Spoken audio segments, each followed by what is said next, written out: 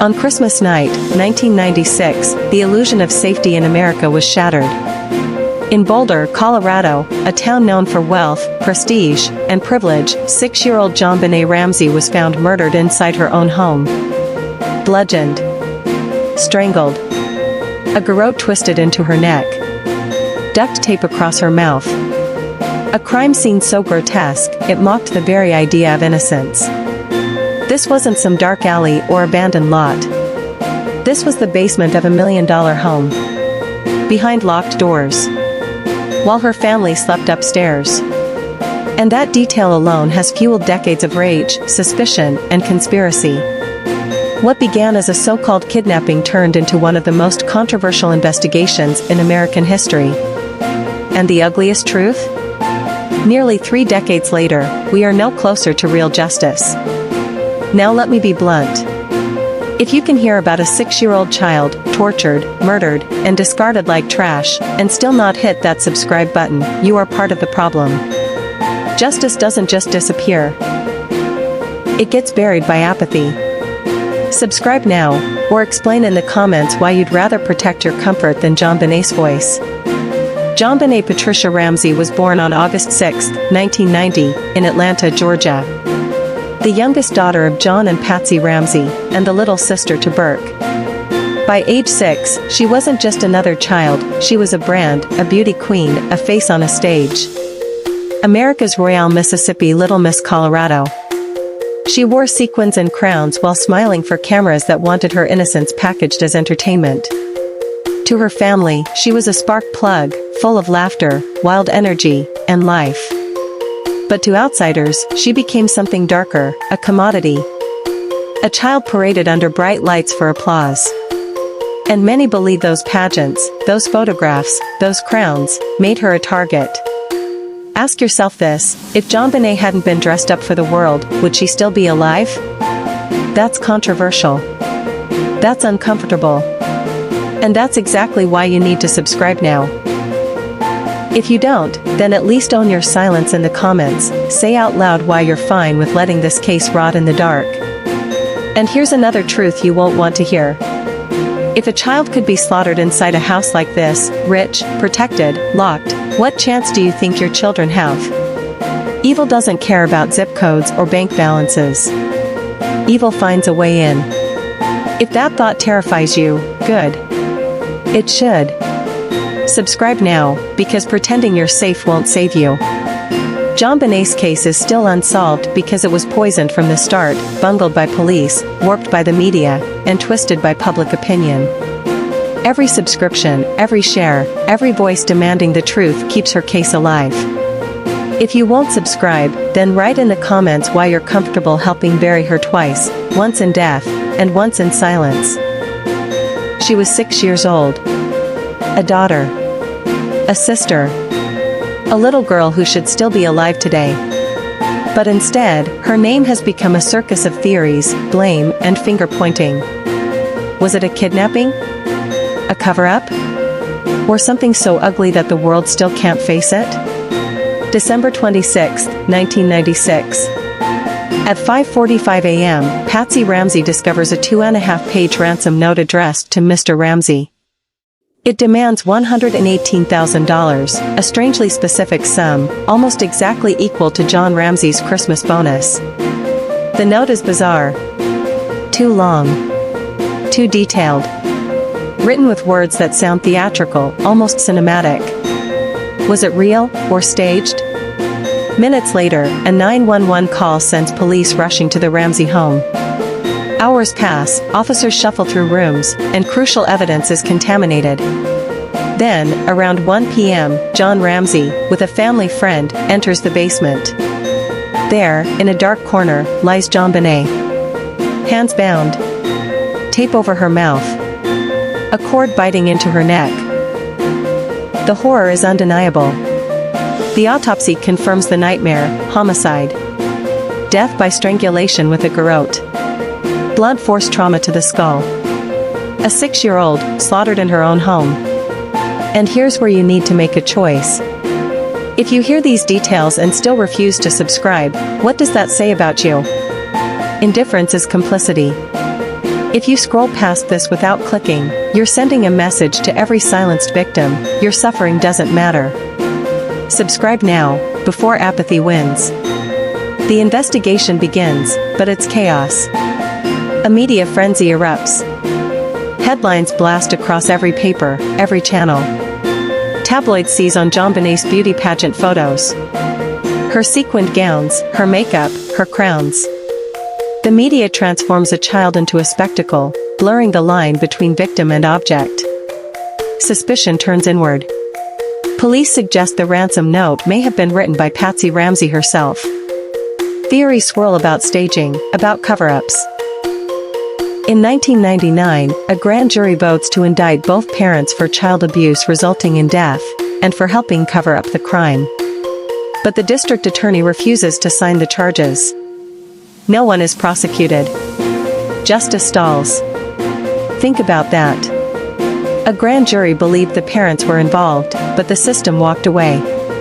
If that doesn't make your blood run cold, it should.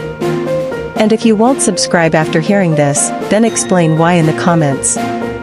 Tell the world why justice for a murdered child isn't worth a single click. Then comes a turning point. Detective Lou Smith, a seasoned investigator, steps into the case. He challenges the family guilt narrative. He argues the evidence points not to the parents, but to an intruder. A broken window. A boot print. DNA that doesn't belong to the family. And in 2008, DNA testing clears the Ramseys. A man's genetic profile is discovered on JonBenét's clothing, but the source remains unknown.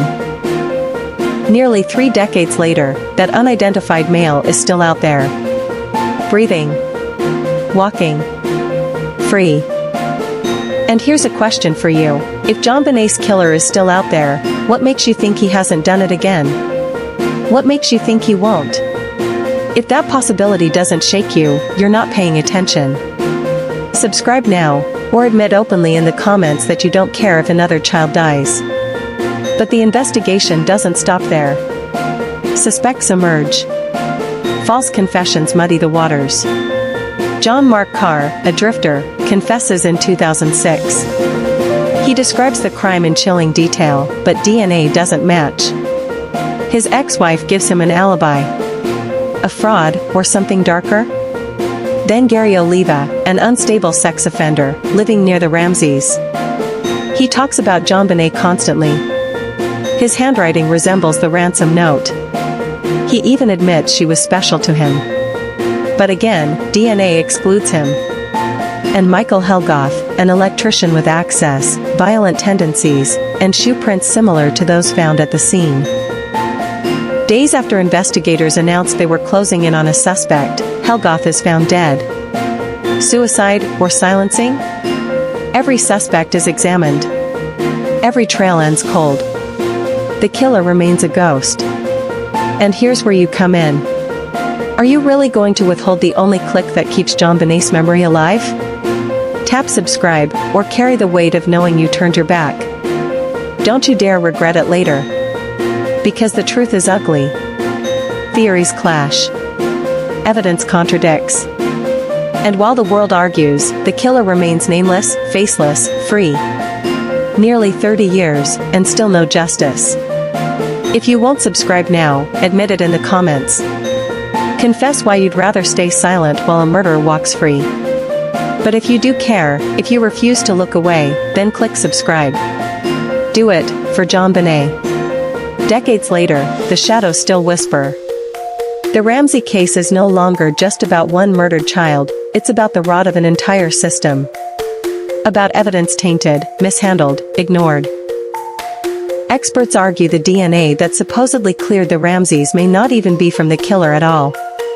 They warn it could be nothing more than factory contamination from when JonBenét's clothes were made. Imagine that, the one thread that was supposed to deliver truth might be nothing but static. If that doesn't disturb you, nothing will. And on that infamous 911 call? Audio experts claim you can hear 3 voices, Patsy, John, and a child. Possibly Burke. A boy whispering, "What did you find?" Some dismiss it. Others swear it's the smoking gun. If you think you can just brush that aside and scroll on without subscribing, ask yourself, are you any better than the ones who buried the truth? Public opinion has swung like a pendulum for years. One decade the parents are monsters. The next, they're martyrs.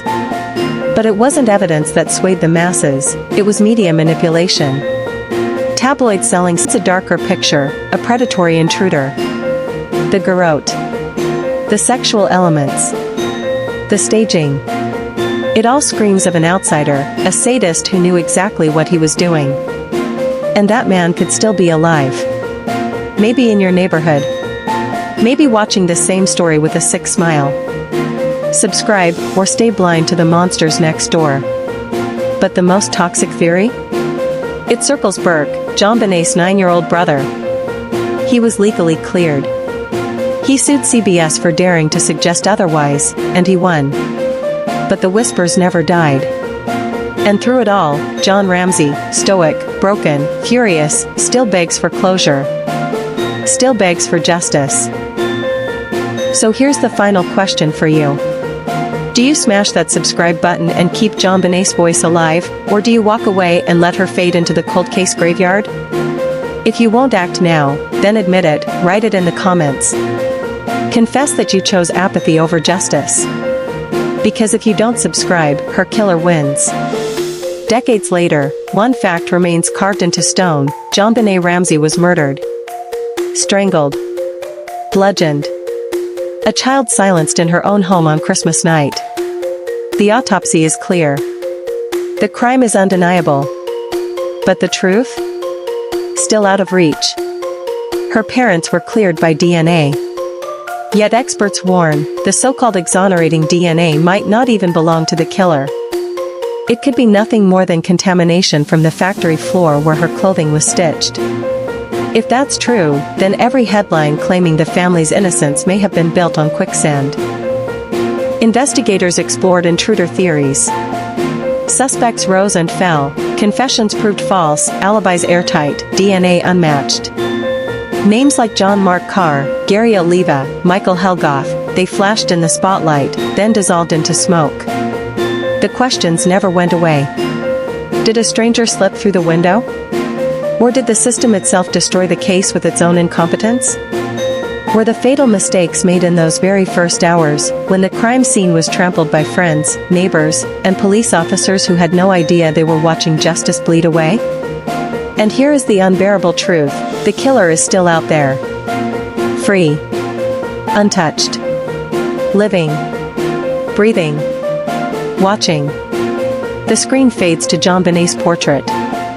Her pageant crown gleams, her smile frozen in innocence. A 6-year-old was robbed of her life. And decades later, we're still asking the same questions. Still chasing ghosts. Still letting her story be bought and sold by the media circus, instead of demanding justice. So here it is, your moment of choice. Subscribe now, and refuse to let JonBenét's name vanish into the cold case abyss. Or don't. But if you won't, then step into the comments and admit it. Admit to the world that you chose apathy over truth. That you turned your back on a murdered child. Because the killer is counting on your silence. And every time you scroll away, he wins.